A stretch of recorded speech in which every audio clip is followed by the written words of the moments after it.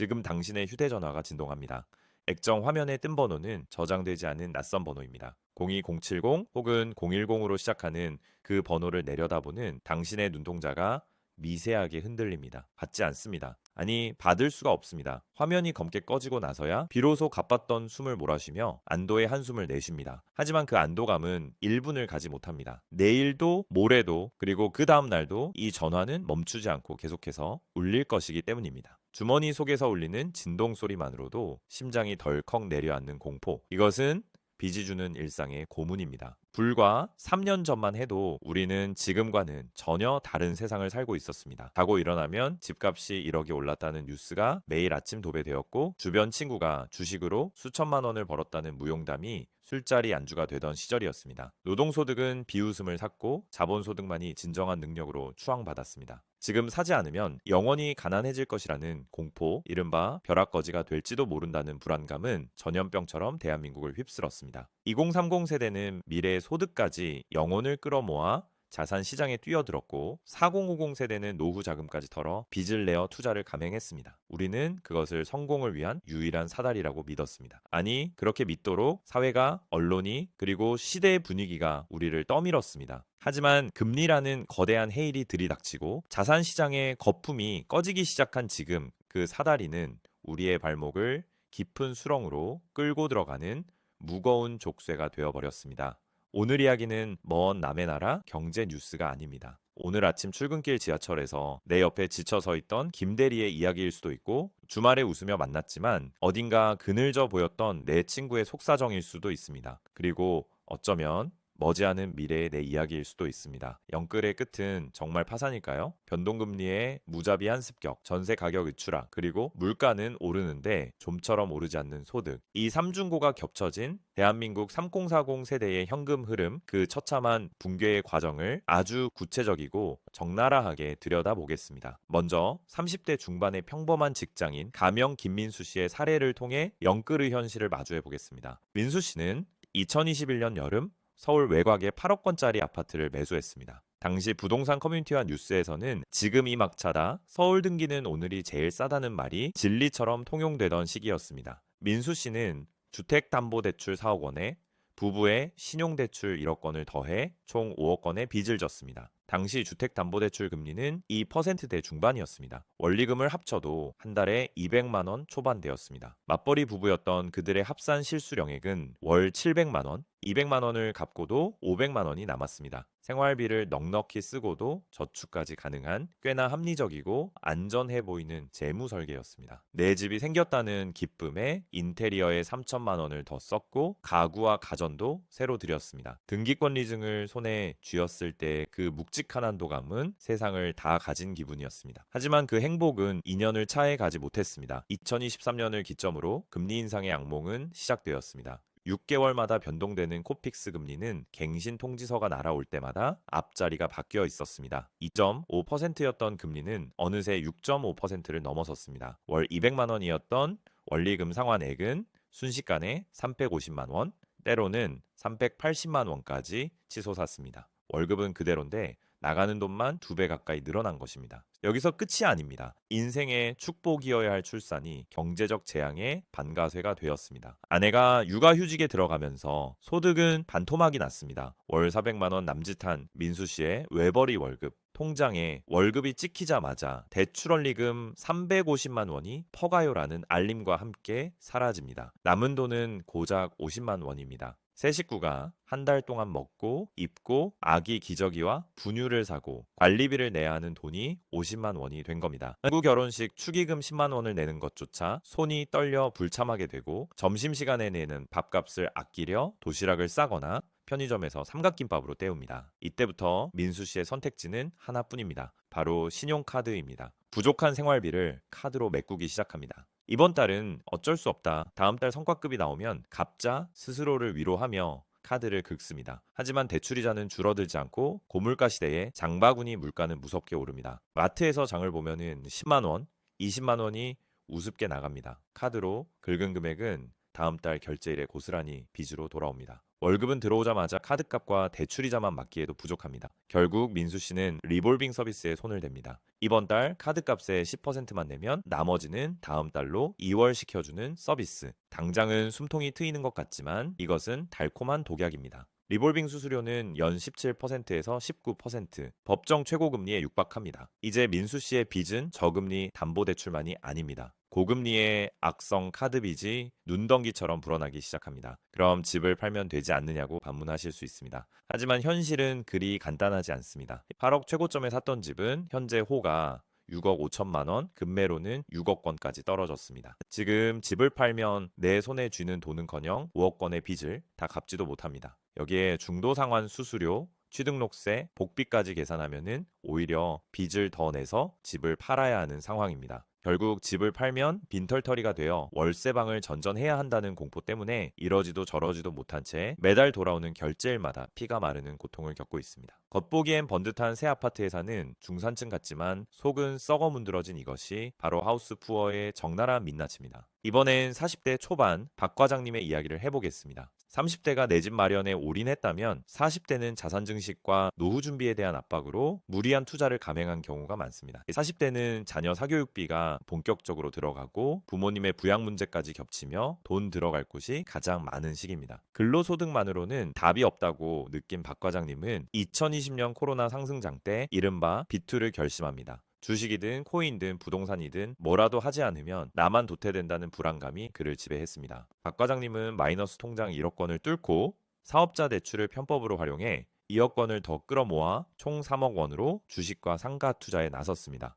처음엔 좋았습니다. 주식 계좌 수익률이 30%를 찍고 하루에 몇 천만 원이 오르내리는 것을 보며 그는 자신이 자본주의의 승리자가 된 기분이었습니다. 회사 일은 손에 잡히지 않았고 스마트폰 화면 속 차트만 들여다보았습니다. 하지만 하락장은 예고 없이 그리고 아주 가파르게 찾아왔습니다. 보유한 우량주들은 반토막이 났고 월세 수익을 기대하며 무리해서 분양받은 상가는 금리 인상과 경기 침체로 인해 공실 상태로 텅 비어 있습니다. 월세는커녕 매달 수십만 원의 관리비만 꼬박꼬박 통장에서 빠져나갑니다. 설상가상으로 다니던 중소기업의 경영난으로 월급마저 밀리기 시작합니다. 40대의 위기는 30대와는 차원이 다릅니다. 지켜야 할 가족의 규모가 더 크고 재취업의 문은 바늘구멍처럼 좁습니다. 박 과장님은 부족한 현금을 메꾸기 위해 카드론과 현금 서비스를 이용하기 시작합니다. 제일금융권 대출은 이미 한도가 꽉 찼기 때문에 금리가 훨씬 높은 저축은행 캐피탈 그리고 결국 대부업체로 눈을 돌립니다. 이를 금융권 전문 용어로 다중채무자라고 합니다. 3개 이상의 금융기관에서 돈을 빌린 금융 시스템의 가장 약한 고리들입니다. 이 단계가 되면 신용점수는 절벽 아래로 추락합니다. 신용점수가 떨어지니 기존 대출의 만기 연장이 거부되거나 은행에서 원금의 일부를 상환하라는 독촉 전화가 오기 시작합니다. 당장 밥 사 먹을 현금도 없는데 수천만 원의 원금을 갚으라니 이는 사형 선고나 다름없습니다. 결국 박 과장님은 지인들에게 전화를 돌립니다. 오랜만에 연락해서 안부를 묻는 척하다가 본론을 꺼냅니다. 딱 일주일만 쓰고 줄게 급한 불만 끄면 돼. 하지만 그 약속은 지켜지지 못합니다. 빌린 돈으로 다른 빚을 막는 돌려막기일 뿐이니까요. 경제적 파산은 곧 인간관계의 파산으로 이어집니다. 친구들은 전화를 피하고 가족 모임에서도 죄인처럼 고개를 숙입니다. 자존심 강했던 40대 가장이 거짓말을 밥 먹듯이 하게 되고 사소한 돈 문제로 아내와 고성을 지르며 싸우게 되는 과정. 그 비참함은 겪어보지 않은 사람은 상상조차 하기 힘듭니다.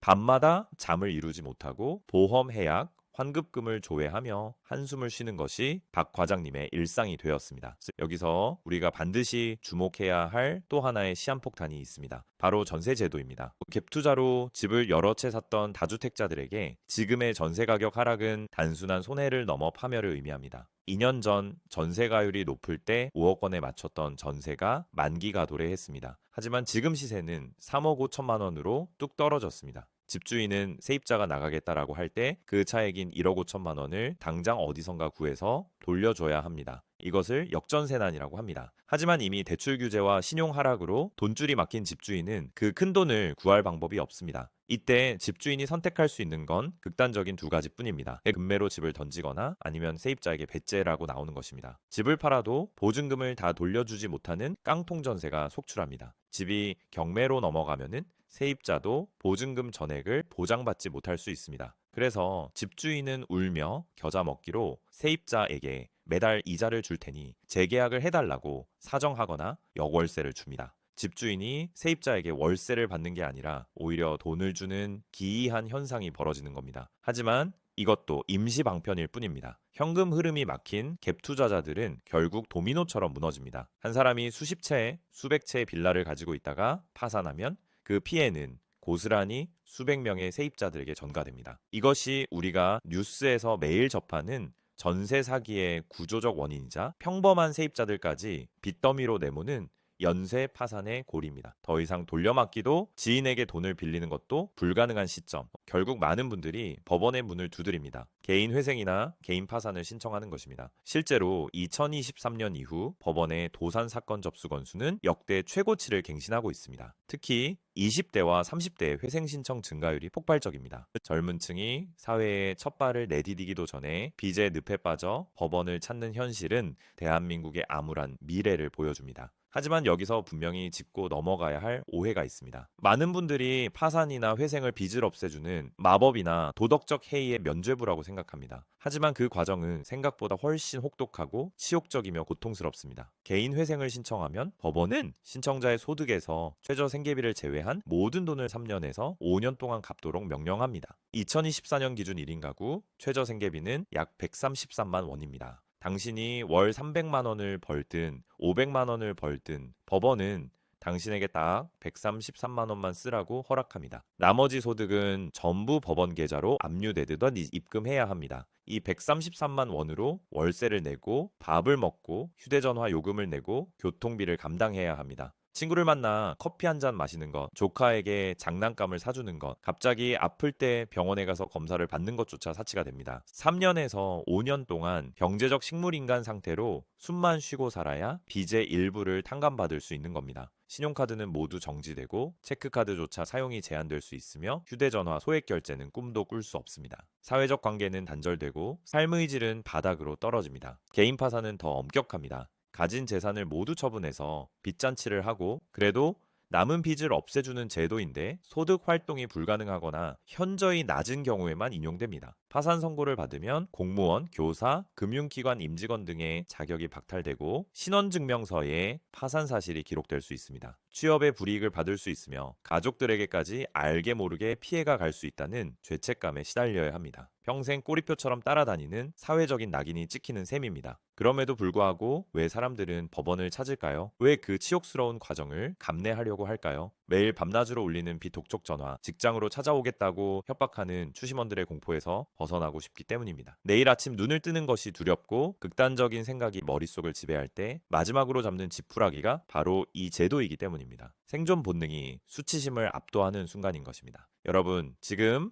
3040 세대가 겪고 있는 이 위기는 단순한 개인의 탐욕이나 무능력 탓으로만 돌리기엔 그 구조가 너무나 견고하고 잔인합니다. 전 세계적인 저금리 기조 속에서 빚을 내서 집을 사는 것이 애국이라며 대출을 권장했던 사회, 근로소득을 모아 저축하는 사람을 바보 취급하고 부동산만이 유일한 계층 이동의 사다리라고 가르쳤던 시스템이 함께 만들어낸 비극입니다. 우리는 학교에서 국영수는 배웠지만 금리가 내 삶을 어떻게 파괴할 수 있는지, 부채가 감당할 수 없을 때 어떻게 대처해야 하는지에 대한 금융교육은 단 한 번도 받지 못했습니다. 금융 문맹 상태로 정글 같은 자본시장에 던져진 청년들이 겪는 필연적인 실패일지도 모릅니다. 물론 자신의 능력 범위를 넘어서는 투자를 한 책임은 1차적으로 본인에게 있습니다. 투자에 대한 결과와 책임은 오롯이 투자자의 몫이라는 냉정한 자본주의 원칙을 부정할 수는 없습니다. 누군가는 욕심을 부리다 망한 걸 왜 우리가 걱정해줘야 하느냐고 비난할 수도 있습니다. 하지만 지금 중요한 것은 비난이 아니라 생존입니다. 이 거대한 부채 폭탄이 터지면 그 파편은 빚을 진 사람뿐만 아니라 금융 시스템 전체, 나아가 우리 경제 전체를 위협할 것이기 때문입니다. 만약 지금 이 영상을 보고 계신 분들 중에 과도한 부채로 인해 현금 흐름이 막히기 시작한 분이 계시다면 이 말을 꼭 전하고 싶습니다. 제발 혼자 끙끙 가르며 골방에 숨지 마십시오. 돌려막기는 절대 답이 아닙니다. 더 높은 금리의 대출로 갈아타는 것은 불타는 집에 기름을 붓는 것과 같습니다. 연체가 시작되기 전에 독촉 전화가 오기 전에 선제적으로 움직여야 합니다. 신용회복위원회의 채무조정 제도를 알아보거나 법률구조공단의 무료 상담을 받으십시오. 개인 회생이나 파산은 부끄러운 일이 아니라 법이 보장하는 다시 살 수 있는 기회입니다. 가장 안타까운 경우는 빚 문제를 가족에게 끝까지 숨기다가 상황이 걷잡을 수 없이 커진 뒤에야 터뜨리는 것입니다. 그때는 정말 방법이 없을 수 있습니다. 용기를 내어 배우자에게, 가족에게 현재 상황을 있는 그대로 고백하고 공유하십시오. 욕을 먹고 비난을 받을지라도 함께 머리를 맞대고 해결책을 찾아야 합니다. 혼자 감당하려다 극단적인 선택을 하는 비극은 이제 멈춰야 합니다. 영끌의 끝은 파산이다. 이 무시무시한 말이 현실이 되지 않으려면 지금 당장 나의 재무 상태표를 냉정하게 직시해야 합니다. 막연한 희망 회로는 끄고 차가운 현실을 마주해야 합니다.